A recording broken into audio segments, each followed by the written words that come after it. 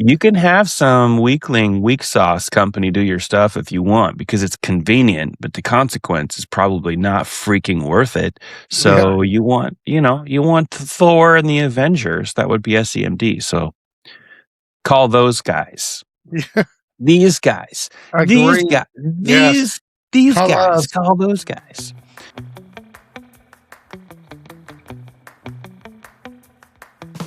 Welcome back to the rounds. Once again, I'm here with Mike and Cody from SEMD. Hey, Mike and Cody, how are you guys today? Good. How are Good, you? How are you?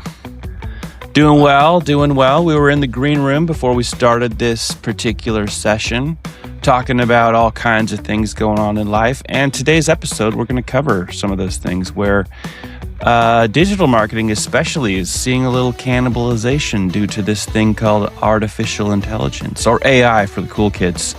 And so we're going to have a conversation about and break down a few things on how AI is actually impacting marketing performance right now today, including how it can silently, in most cases, cannibalize results and what dealers and even other businesses need to do to stay in control of what's happening with your digital marketing efforts. So I hope you guys are ready because AI is a hot topic. We talk about it even when we're not on these sessions. It's literally something that there's just always a lot of people trying to get attention around it. Some of those people are really well informed and they're staying up to date.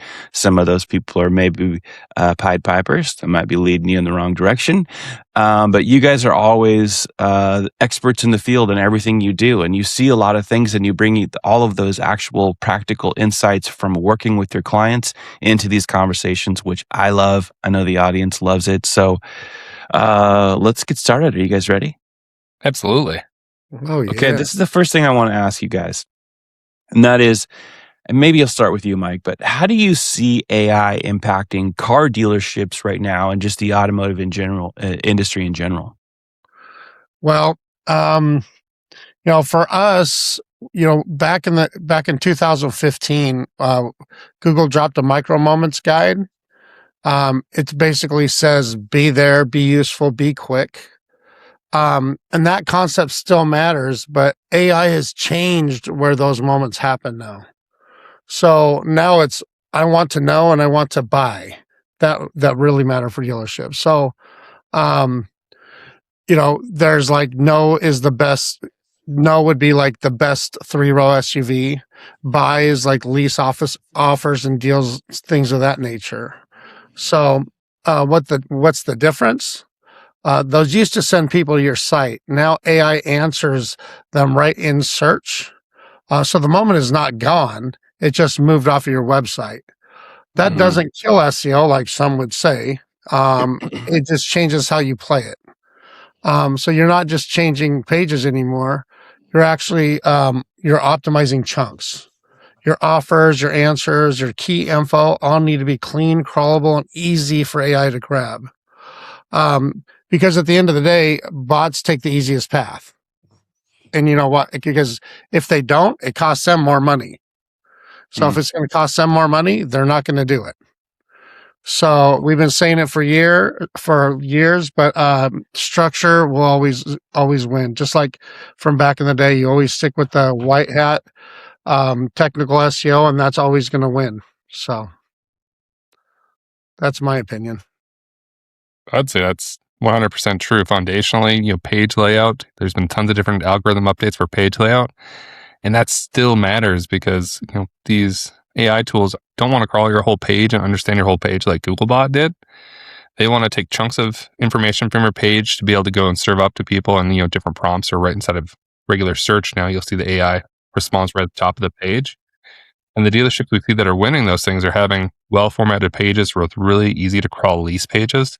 That tends to be lease pages tend to be the most valuable AI search that we see currently. And that will likely change, as the months go on and more people research to find, like what Mike said, what are the best 3-row SUVs, which is the best car for safety, things like that, which is not easy to find. Like if you want to see crash test ratings, like you have to go out and intentionally find them. You're not going to just serendipitously find that information.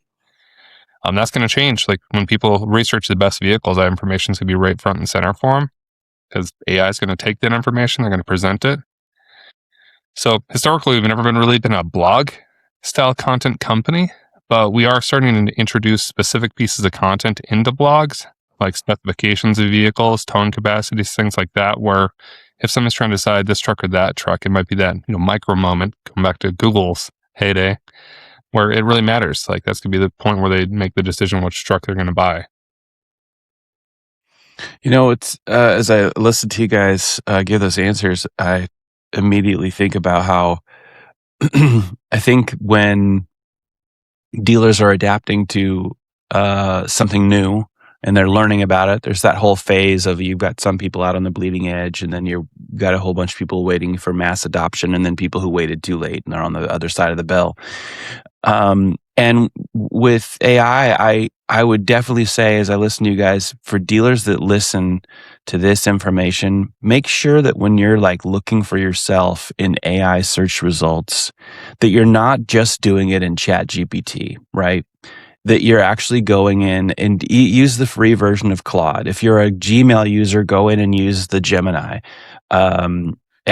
Use at least 2, but 3 would be best, and see what the differences are when you're looking for the same things or typing in the same prompts, because there's so much information out there to kind of what you guys are talking about. And the next thing that I want to ask you about is where, performance can be helpful with AI and then where it can hurt. I think this is one of those areas where it can hurt, where it's just you're not giving yourself enough education. You're not doing enough on your own, so you leave yourself vulnerable to people who will come in basically trying to sell you something, a service, a product that you might or might not need. And the best way to usually protect yourself is to do some of these things yourself. So as we go through the conversation, unless you guys drop them specifically, I'll try to add a couple things like that. So definitely dealers, really any business, if you're doing searches on LLMs, don't just do it on ChatGPT and call it a day, because even those results will be different every single time you do the same search. Yep. Anyway, so let me ask that. When do you guys think AI is helpful in overall performance, and when and can it actually start to hurt it? Well, AI helps performance in a way where you're getting so much information that you're being able to utilize different terms that you never utilized before. So you get the same results, but with way less cost. So like in Performance Max, we're finding great converting search terms that we never found before.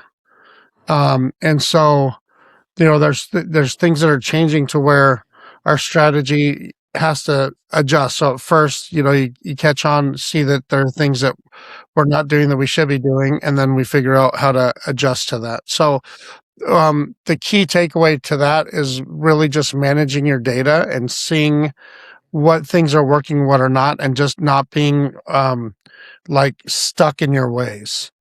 So it's just finding better ways to do things, and because the way that things are going, things are changing. And same thing. I think the biggest problem might be how misleading the data is. So we had a Google vehicle ad campaign, which is part of Google Performance Max right now. Hopefully that changes sometime this year where they go back to product ads.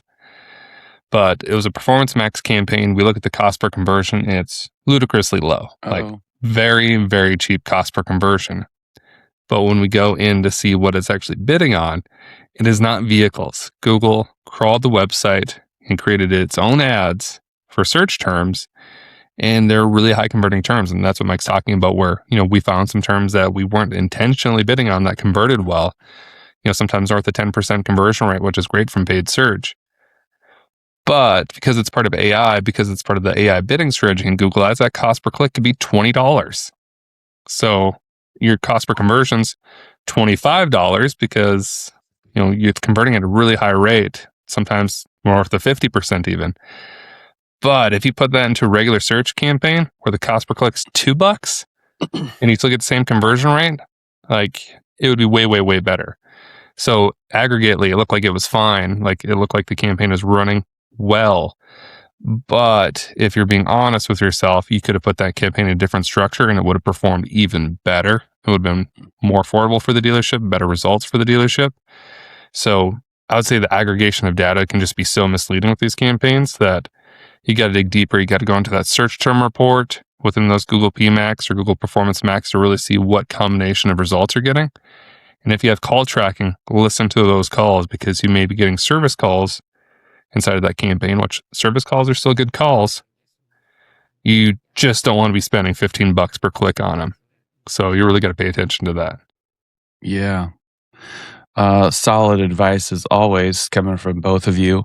And certainly, I mean, Google's, great advertising platform, fantastic, but it's literally for their own search engine, just like analytics is, hey, a free analytics tool for the search engine we happen to own.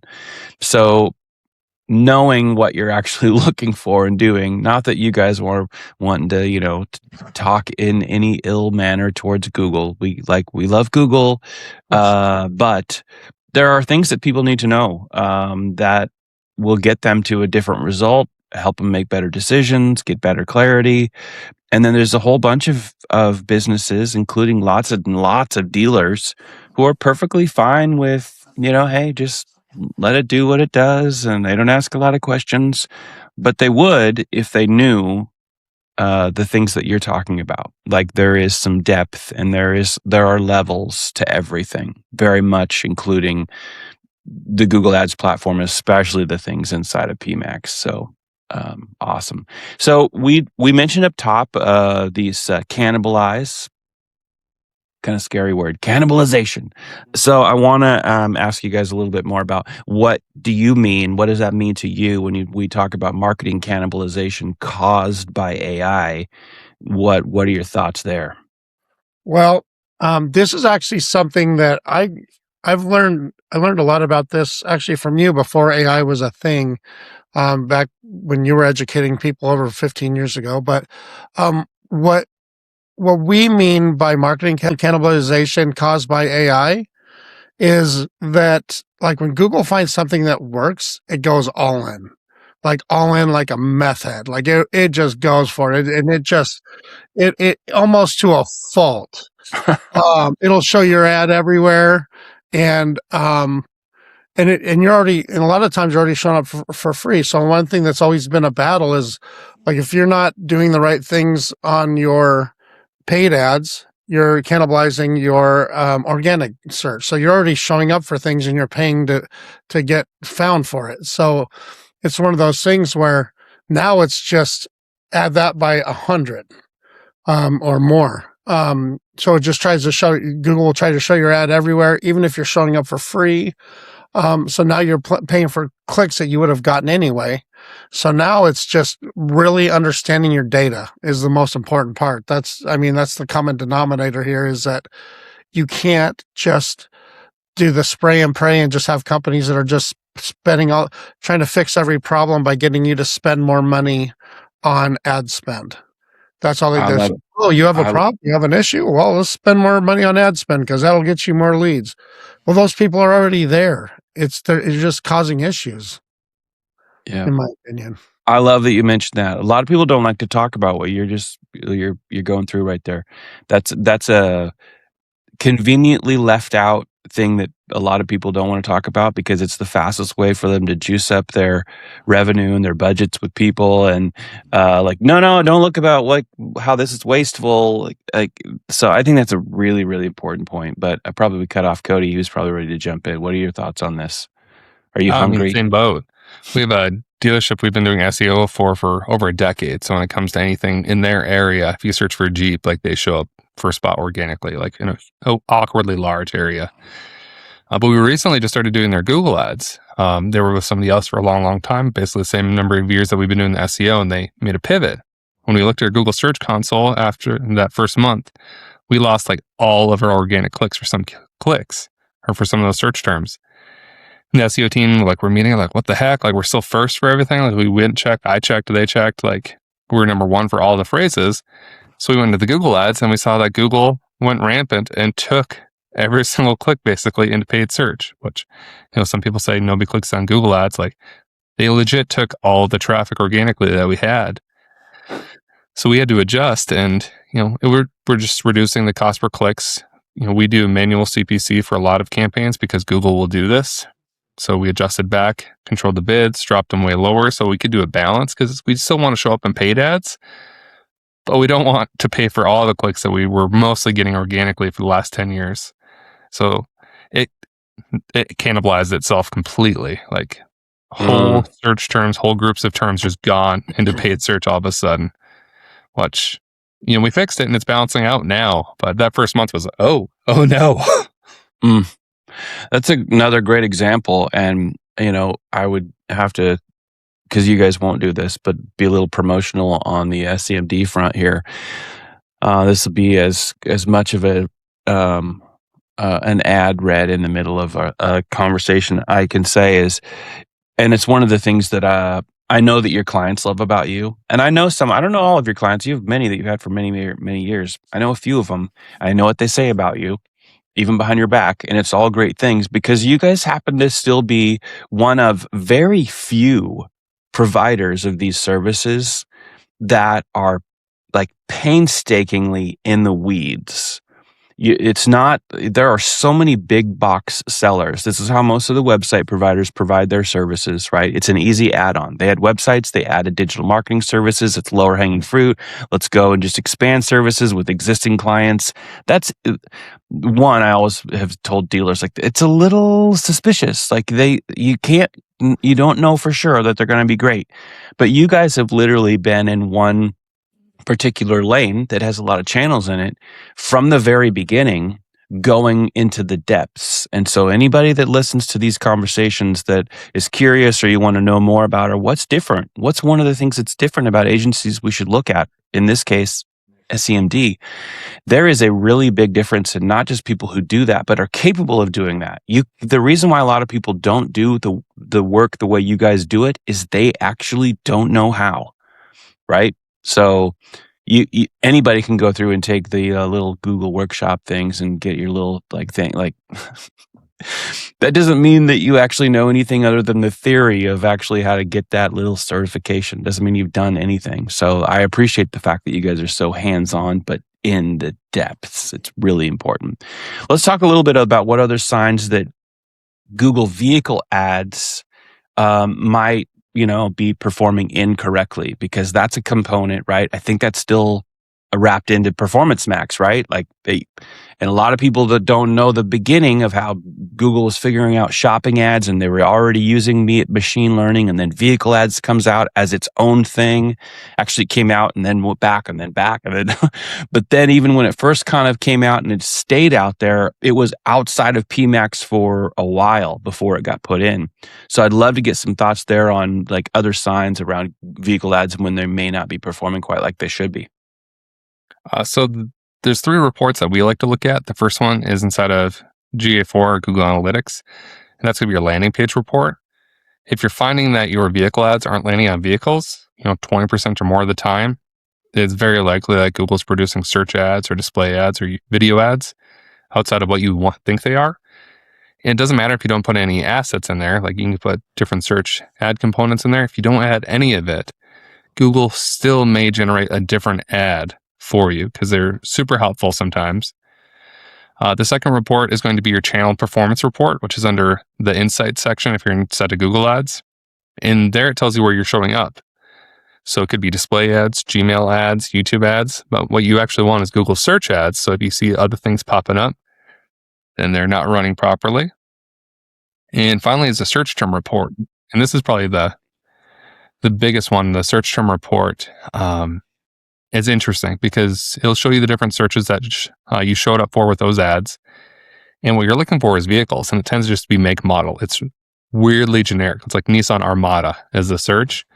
We don't see a lot of for sale. We don't see a lot of location. And when you're going historical with SEO, almost all of us were optimizing for 2026 Nissan Armada for sale. It turns out that's not even a big component of the vehicle ads. When we see conversions, it's really, really short terms. But what we're looking for when we're trying to find things not properly working, it's going to be phrases like Duluth Honda, where if you go and do that search, at least when I do the search, I don't see vehicle ads. I see regular search ads. I see Google business profiles. I see organic results. But if you're allowing Google to choose your search terms for you inside those campaigns, that term will convert at like 10%. So sometimes Google will just go all in on that and stop serving vehicle ads because it knows it's going to get more conversions, which you have to choose an optimization strategy for, which is probably more conversions. And it's just going to go all in on that term. The other one's like car dealerships near me. It's a good search term in general. Like we love it for SEO, but sometimes it pops up in vehicle ads and you have to go and remove it.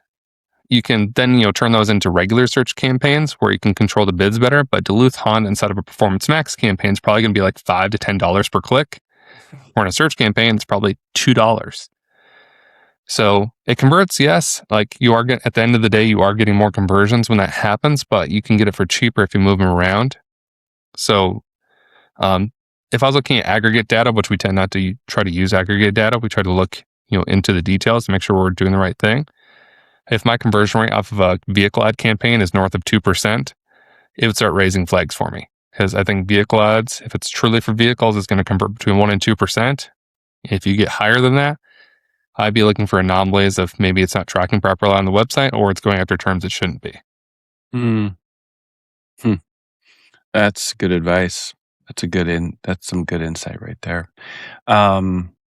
Maybe have you expand a little bit more, Cody, on what do you think dealerships can do?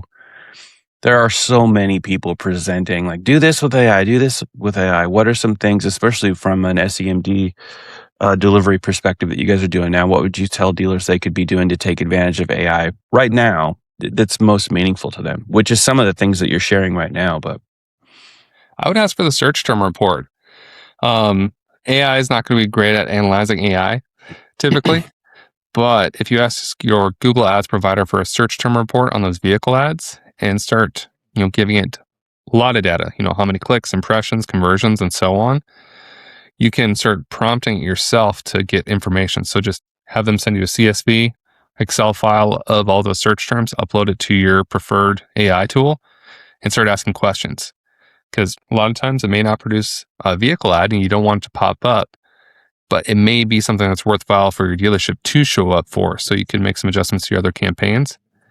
But also, like when you get those, like we've seen $56 clicks sometimes within those campaigns where it should not have bid on that term.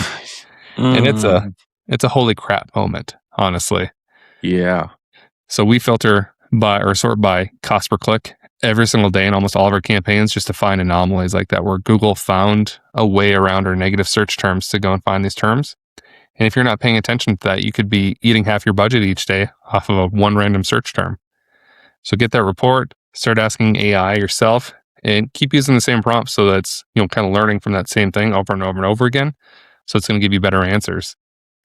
But at cost per click, like it is insane how willing AI is to bid insane amounts for one click because it thinks it's going to convert. Because it has data on that person. It can kind of guess if they're going to convert or not right then and there. Yeah. The argument could be made that it was worth it. But Wow. dang, when you see that pop, you're just like, oh no. And we get alerts twice a day when it happens. Like we check it every single morning. We have a script that goes and scrapes all the data, and we have we have an alert every afternoon that scrapes all the data and alerts us if anything popped up. So every time we see that, which thankfully isn't all the time, we're just like, oh my gosh. And we go through all the accounts, find the anomaly, negative it out so it can't happen again, and just shake our heads that Google's just like, they find a way to spend your money if they think it's going to convert. That's interesting. I think that it's things like that, a $56 click, because it believes, the artificial intelligence believes that it's going to actually get the conversion result, but it doesn't know that. And so it does the one thing that it can say, well, you should lead to this conclusion. And as I'm listening to you, Cody, it made me think about something that I read. You guys might have seen this last week, but all the AI stuff that I try to keep up on, Goldman Sachs actually reported last week that in 2025, a little less than $500 billion was invested in AI across in the U.S. economy. Multiple companies laid off tons of people. Almost $500 billion of investment and it had this much impact on the US economy. Nothing. Where people are like, oh, is there going to be an AI bubble? Which within the LLM world, I think there could be. We'll see, because that already is going way past people making action figures of themselves. But very interesting, because that's one example of, man, you don't have somebody watching like a hawk over your campaign, and you've got $56 clicks happening or worse, and it's chasing those outcomes, burning through your budget faster than a prairie fire. Holy smokes, people. Oh man, Mike, I got something for you. I want to ask you around mistakes, some of the bigger ones that you're seeing in these AI driven campaigns. That's certainly one of them, but that's not certainly where it ends. What are your thoughts there on some of these bigger mistakes that are happening?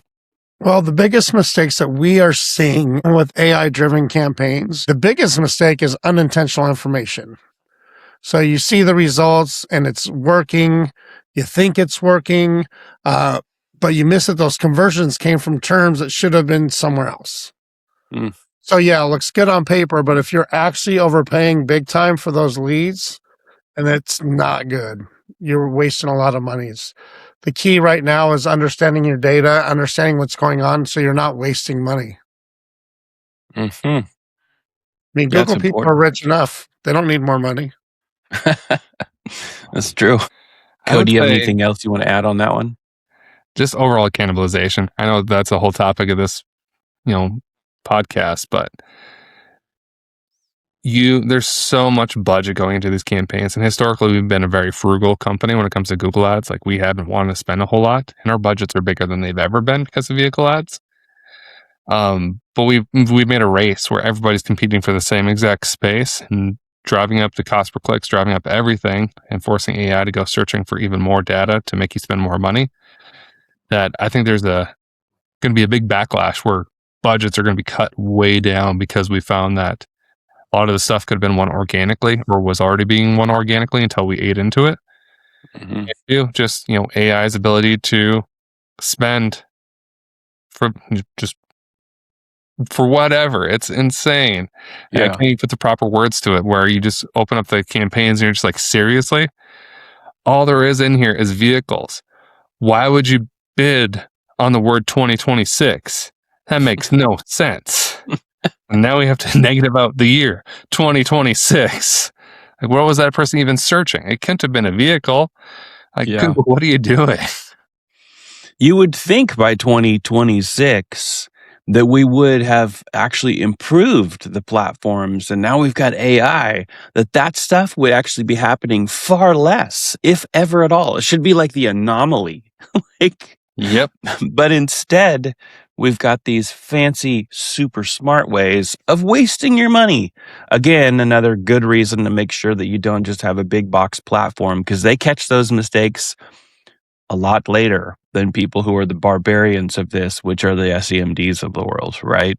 So you can have some weak sauce company do your stuff if you want, because it's convenient, but the consequence is probably not freaking worth it. So you want Thor and the Avengers. That would be SEMD. So call those guys. These guys. These guys. These guys. Call those guys. So here's one I want to get your thoughts on. Is balance. With people, when we talk about AI, you hear this all the time. People talk about human in the loop, right?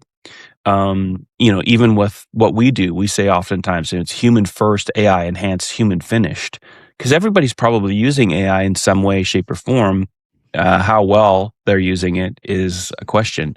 So how do you guys recommend, or what do you think, how should dealers balance like automation that can come through AI with human strategy? Because I think you guys do this quite well. Yeah, well, what I really believe in human interaction, and I really believe that using AI is helpful when you're doing it the right way. So you're doing it to help you rather than trying to get it to do everything for you. I suggest actually paying for one of the tools, whichever one you believe in the most, whatever works best for you, and have it. You can actually utilize it for all of your reports that you're getting from your marketing company, or you can automate your reports, different things of that nature, to be able to understand the data better. And then you can actually manage your business better, manage the vendors better with the tools, using AI, and so that you understand that, what's going on, and you can actually direct people in the right direction. Mm. For dealers who are thinking about, well, there's a lot of noise every time there's something new in the marketplace. It isn't just the first year that it hit, right? Some people were all into ChatGPT in like October or November of 2022 when it kind of came out. Weirdos that are always kind of in the beginning of those things, but still, I'm among them, learning really every day. So when you guys are thinking about dealers, how do you help them cut through all the noise, the bad information around AI, specifically as it relates to marketing? Well, finding the right people to follow and partner with is going to be the most important part. Like what you're talking about. So it's just finding people that are doing the right things for the right reasons. Finding Mm, people that are truly into trying to get the best results for their clients, and finding ways to do whatever you can to help, finding a vendor who's willing to do anything they can to help you get the best results, rather than just concentrating on the sales side of it. So when all the concentrations on sales and power, that's the type of stuff that makes it to where you're not as important to them. You as a business owner, you're dealing with someone that all they care about is the money. They're not really caring about doing the right things for you and helping you succeed. So it's finding someone that is authentic and truly cares about your results and takes it personally, in my opinion. mm, hmm. Yeah. I would What do you throw think, back Cody? also to like old school SEO. You remember back in the day where you just kind of throw crap out the wall. Yeah. It's even though foundationally, like we have our strategy, we have our focus, like we're focusing on search terms, we're focusing on specific things like people searching for best dealerships near me and building strategies around that. I think testing is really important right now. I remember when I was at Rustler Motors, Squidoo came out. It was a blog platform, and I wrote a series of blog posts of Tacomas for sale. And off of a Squidoo blog post, we sold 10 Tacomas to the University of Florida from Montana, which is so funny that somebody would trust a Squidoo blog, which if you haven't been in the industry since 2010, you've never heard of Squidoo because it lived for like a few months, but its domain authority is massive. So sometimes you just got to test things, throw lots of stuff at the wall, come up with new ideas.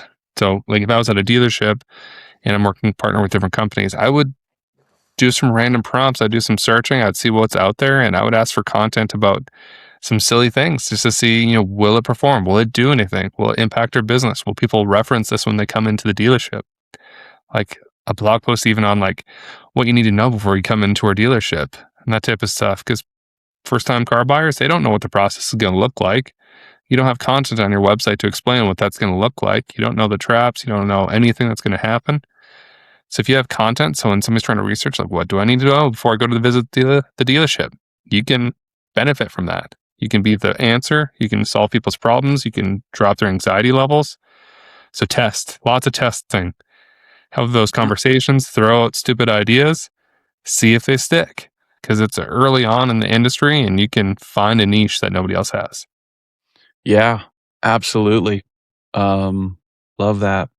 Last couple things I want to make sure we talk about here. One is, what should dealers do today to protect their marketing performance from AI related issues? And I know, Mike's, you've got a couple extra thoughts here, maybe even looking back at something we talked about a couple questions ago. So maybe I'll start with you. Well, um, the best ways to protect your marketing performance is being able to set up core reports, like for search terms and conversions, and being able to really understand what that data is telling you and staying on top of it. So that's just a really important thing. And one of the things I wanted to get back to is one of the biggest mistakes we're seeing, um, in all the businesses, or like all, not just automotive, but one of the things that we're seeing in AI all around is people. There's vendors out there that are selling services that are just they're selling you SEO, and then they're also selling you AI SEO. And with those things, you just make sure you're not getting caught in that trap. Your SEO company should be able to handle everything under the SEO package. And if they're not doing that, you gotta do some dirty work and check into them and see if they're actually a reputable source. Are you finding that people are actually using the opportunity to use confusing new um, I'm seeing it too much. language? It's Yeah, driving me nuts, and I don't like to call out those companies on LinkedIn. Like when you see them speaking or someone saying, "This guy's a genius. Listen to what he right. has to say about AI," when it's really just a bunch of BS trying to get people to spend more money for stuff they shouldn't be spending more money on. And Yeah, it's hard because it's really bad etiquette to say something to those people or call them out to everybody, in my opinion. But um, I would like business owners to be educated in that, is knowing yeah, that a lot of people just giving you a bunch of fluff just to try and line their pockets and buy nicer suits and buy nicer shoes. yeah. And I it's frustrating for me to watch it.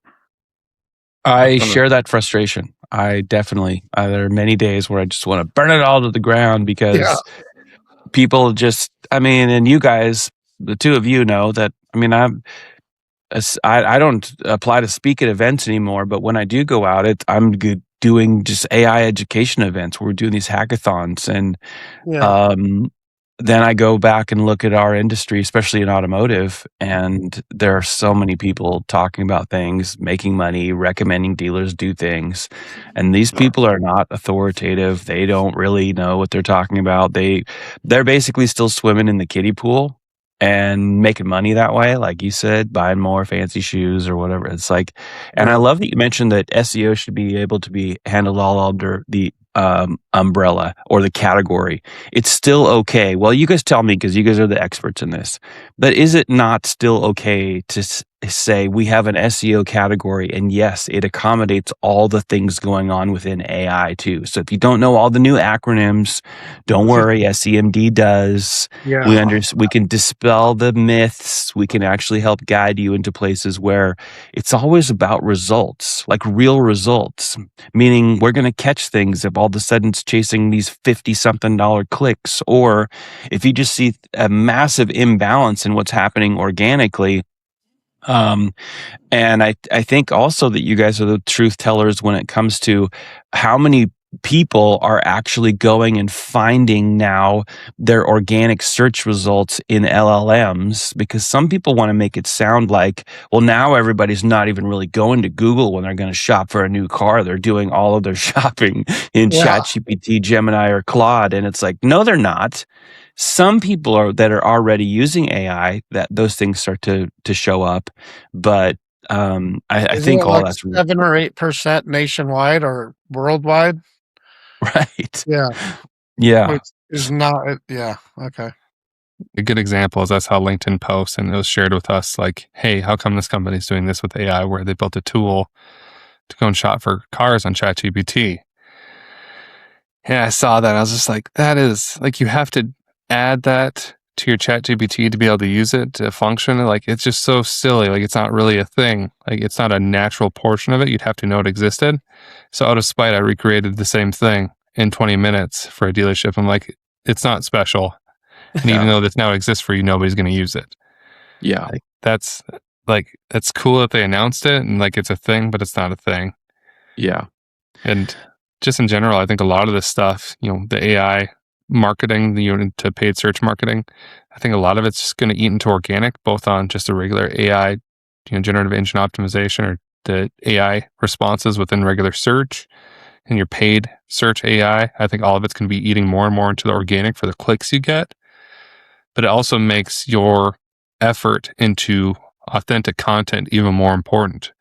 Like I've had people send me content to update homepages, like saying, "Hey, ChatGPT said this is better SEO content." And then, my response is, "What keyword did you tell it to optimize for?" And said, "I didn't."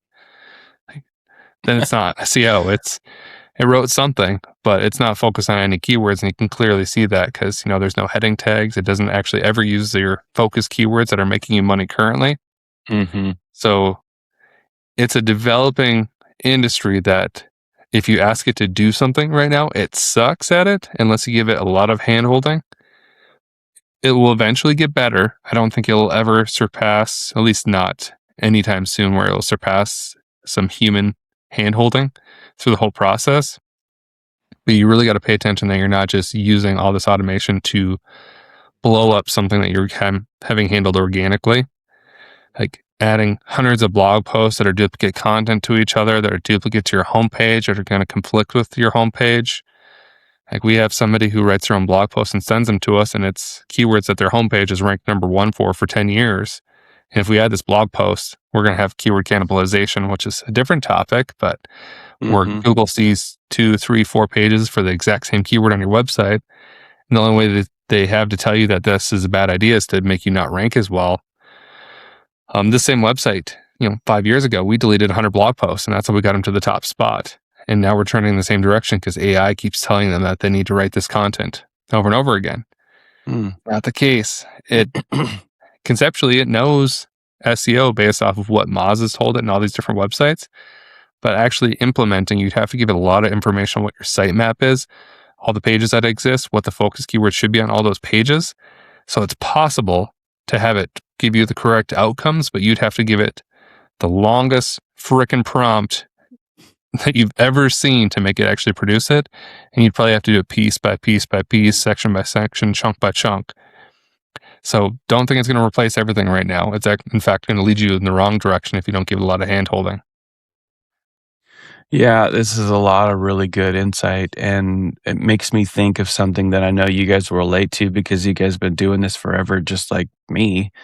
But when AdWords came out, like fall of 2000, Google didn't have any logic on all of the different business verticals, right? Yep. And it still took a few years before Google said, hey, we're going to have a dedicated automotive team, right? Remember back in the day, I mean, we all met people like Peter Lito and was it Kelly McEnany? They had a couple of different leaders of Google's automotive division. And then they had a whole team of people that they would send out that were, partners with various agencies. My point in this is when paid search came out as a platform, it wasn't very good at specifics within verticals. It didn't know all the nuance and all of the different things that are required to actually get very best results. It was just a very quick, fast way to pick up some search terms that you could put some money on in a bidding environment, and then you'd show up on the page in a much better place. There was a whole right-hand rail on the side of search results that most people that haven't been in it for very long some people in the industry now have never even seen that. We've all seen that and actually watched it disappear, and people are like, oh, what's going to happen? My point being is that AI is experiencing something very similar. It's out there. It's not very vertical specific. And to your point, Cody, if you're trying to get really specific things and you're a lazy prompter, as Brent Weiss would call them, meaning they're not using and they don't know any real prompt formulas, he is really good actually at laying the foundation of start with RIPE as your formation. That's also an acronym, right? Role, inputs or information, parameters, do this, don't do that, examples or exclusions. Just learning that formula specific to the vertical that you're in is massively helpful. And without it, to both of your points that you're making, you are going to spend money that you don't want to spend. You're going to chase down results that are actually not helpful. It's going to get kind of ugly if you don't realize that. And I agree with you, Cody. It will get better. It is getting better, actually. We're living through it, but it's far from perfect today. And you need people like SEMD that can kind of help you use all the best attributes of new technology and AI in this case without it cannibalizing things in ways that you weren't even aware of. Any final thoughts from you guys before we park this one?